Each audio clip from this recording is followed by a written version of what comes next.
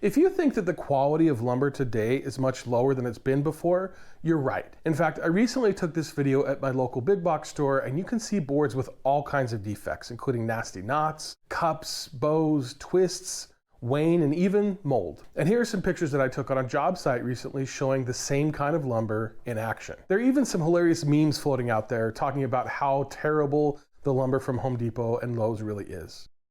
But all joking aside, this is a real problem, and it didn't used to be like this. You used to be able to go to the hardware store and find some decent boards, but that just isn't the case anymore. In fact, you can see the change in quality by looking at pictures of the end grain on these old boards and these new boards. So what happened?